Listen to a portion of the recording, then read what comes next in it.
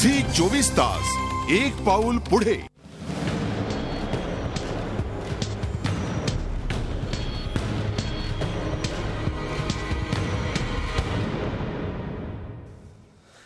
कारवाई विरोधात ठाणेदारी या प्रश्नावर आपण चर्चा करतोय. आजचा रोखठोक प्रश्न आपण पाहूया. आजचा रोखठोक प्रश्न ज्यावर आपण मत नोंदवू शकता.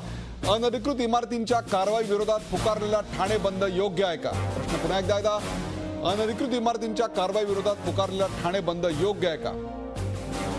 रोखठोक कार्यक्रमात आपलं मत मांडण्यासाठी www.facebook/G24 ला लाईक करा किंवा 24tas.com वर लॉग इन करा.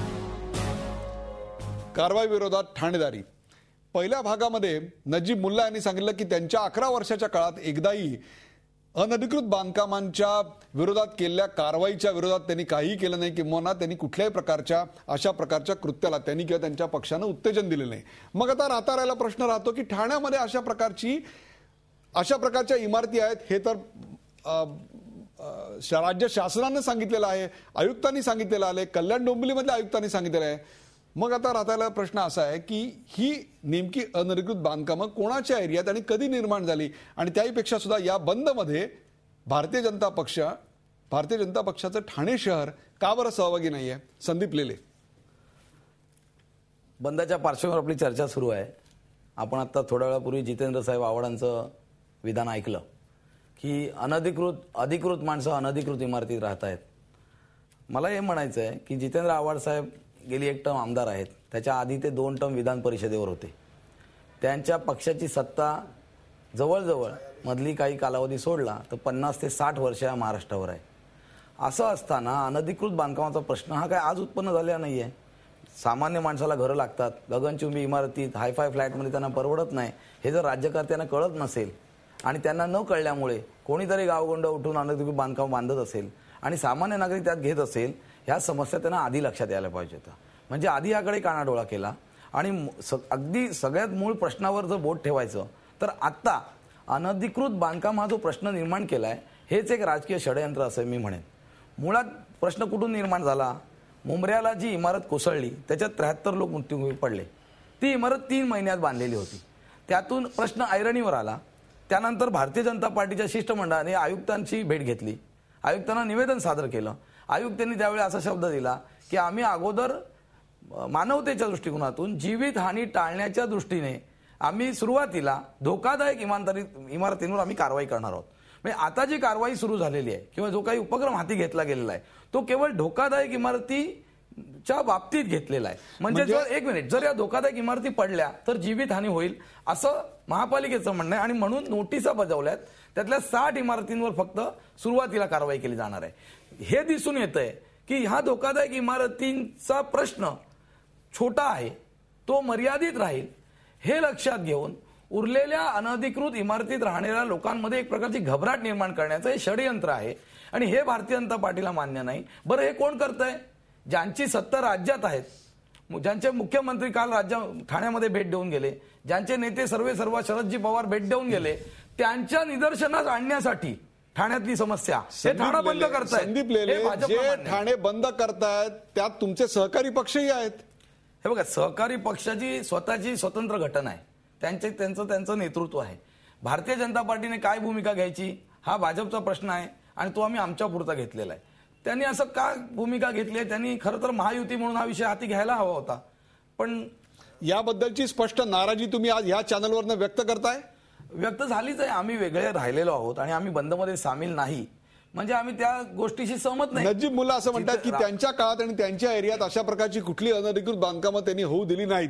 मग नेमकी ठाण्यात झाली कुठे आणि कोणी निर्माण केली? संदीप लेले, तुम्ही या ठाण्याचे 40 वर्ष रहिवासी आहात. एकदा प्रकाशझोत टाका आणि संपूर्ण महाराष्ट्राला कळू तरी द्या. नाही, नजीब मुल्लांवर मला काही वैयक्तिक आरोप करायचा नाही किंवा त्यांनी बांधकामं केली आहेत मला असंही म्हणायचं नाही. परंतु ते ज्या प्रभागाचे नगरसेवक आहेत त्याच्यात आंबे घोसाळे तलाव येतो. त्या तलावाची स्थिती काय आहे? त्यातले 1-2 तलाव होते आंबे घोसाळे. त्यातला एक तलाव कुठे गायब झालाय, तो कुठून शोधून काढायचा, त्याची त्यांनी माहिती का बरं दिली नाही? त्याचं उत्तर आपण त्यांना विचारूया. पण त्याच्या आधी तुम्ही एक मला सांगा, मानवतावादी दृष्टिकोनातनं त्या अनधिकृत इमारतीमधल्या लोकांना तिथे राहू द्यावं अशी जर भूमिका नजीब मुल्ला मांडत असतील तर त्यात चूक काय आहे? नाही, मानवतावादी दृष्टिकोनासाठी आज मुख्यमंत्र्यांनी म्हटलं आणि आमची भूमिका आहे, आज ठाणे शहरामध्ये येत्या 6 महिन्यात 6 ते 8 महिन्यात जवळजवळ 10,000 सदनिका रेंटल हाऊसिंग स्कीम जी मध्ये आली होती त्याच्या माध्यमातून उभ्या राहत आहेत. मग घोडबंदर असेल, वर्तकनगर असेल, विष्णुनगर असेल, हे ॲक्मे 4-5 बिल्डर आहेत, त्यांच्याकडे जवळजवळ 10,000 सदनिका तयार होत आहेत. माझं मत आहे की जर खरोखर धोकादायक इमारती असतील, आम्ही जेव्हा आयुक्तांना भेटलो तेव्हा माझ्यावर सहकारी होते, माझे पाटणकर होते, वाघुले होते, त्यांनी हा मुद्दा मांडला की तुम्ही इमारती खाली करताय, पण अनेक ठिकाणी विकासक आणि त्या इमारतीतले भाडेकरू किंवा रहिवासी यांचा व्यवहार अंतिम टप्प्यात आलेला नाहीये. मग ह्यांना तुम्ही खाली केलं आणि ती इमारत जर पाडलीत तर नंतर त्यांना शिव्यारेटी कोण देणार त्यांच्या घराची? त्यामुळे तुम्ही इमारत तशीच ठेवा, त्यांना घरातून बाहेर काढून सुरक्षित आपण या मुद्द्यावर चर्चा करणार आहोत. मला जायचं नजीब मुल्ला यांच्याकडे. नजीब मुल्ला, या ठिकाणी एक प्रश्न असा निर्माण होतोय की तुमचा मुद्दा क्षणभर आपण बरोबर मानूया की मानवतावादी दृष्टिकोनातून तुम्ही अशी एक भूमिका घेतलेली आहे, पण ती भूमिका घेण्याकरता बंद हे एकमेव हत्यार तुमच्याकडे होतं का? यापेक्षा दुसऱ्या कुठल्या मार्गाने आपला निषेध किंवा आपली असहमती व्यक्त करता आली नसती का? अशा प्रकारे ठाणेकर जनतेला वेठीला धरून तुम्ही नेमकं काय मिळवणार आहात? निरगुडकर सर, पहिली गोष्ट म्हणजे की आम्ही ठाणे शहरात ठाणे नागरिकांना वेठीस धरत नाही. आज ठाणे शहरातली 70% जनता अनधिकृत, धोकादायक व अनधिकृत इमारतीमध्ये राहते. ठाणे महापालिकेच्या हद्दीतली 70% हे अहवाल आहे, याची आकडेवारी महापालिकेत उपलब्ध आहे, आपण तपासू शकतात. आज ते प्रश्न वारंवार आमदार, खासदार आपल्या आपल्या व्यासपीठ वापरून तिथे विषय मांडत असताना तिथे कुठेतरी आपल्या घरातली गोष्ट, आपल्या घरातल्या वडिलांकडून काय भेटत नसेल तर 2 दिवस आपण आपली नाराजगी आपल्या घरात आई वडिलांकडेच व्यक्त करतो. ते आपली नाराजगी आम्ही एक बंदमुळे आमच्याकडे जाईल.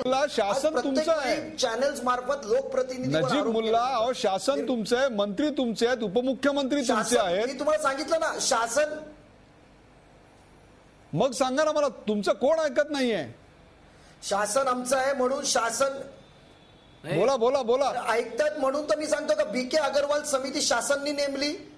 नियम तयार करत असताना त्याचा अहवाल तयार करायला लागतं. BK अग्रवाल समिती नेमली, त्याच्यानंतर त्याची रिपोर्ट व्हेरीफाय करण्यासाठी तांत्रिक सल्लागार म्हणून संचालककडे पाठवलं.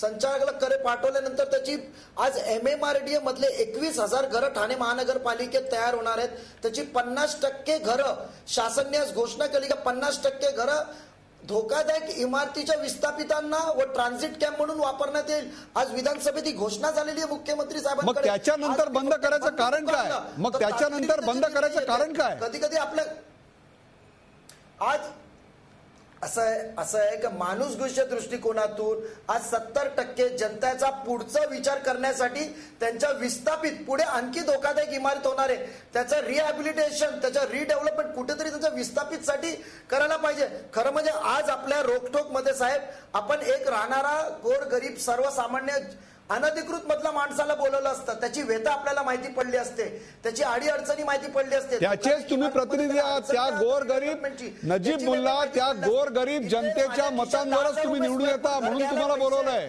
म्हणून हे सर्व बोलायला सोपं वाटतं. त्या गोरगरीब जनतेचे प्रतिनिधी म्हणूनच मी तुम्हाला बोललोय. मला फक्त एकच प्रश्न, सामान्य जनतेची व्यथा आहे ना साहेब, मी आता याच्यामध्ये बोलू इच्छितो. बोला. नजीब मुल्ला जे काय वक्तव्य करतायत हे संपूर्णपणे भावनेचा खेळ चालू आहे.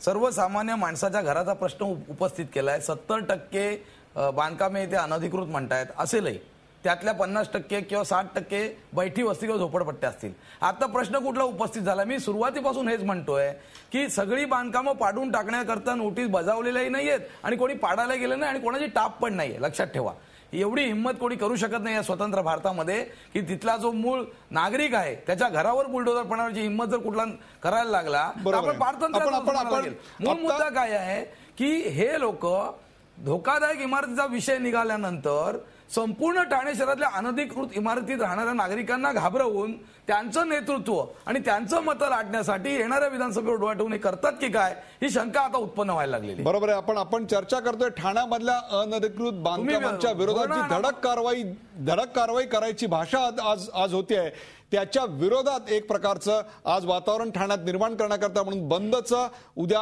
घोषणा केलेली आहे. त्याच्यामध्ये सर्व पक्षीय, भारतीय जनता पक्ष आणि मनसे सोडून जवळपास सर्व पक्ष एकत्र आले आहेत. त्याच विषयावर आपण चर्चा करतोय. आता ब्रेकची वेळ आहे, त्यानंतर दयानंद नेने आणि मिलिंद बल्लाळ यांच्याकडे मी जाणार आहे. आपण चर्चा करतोय कारवाई विरोधात ठाणेदारी.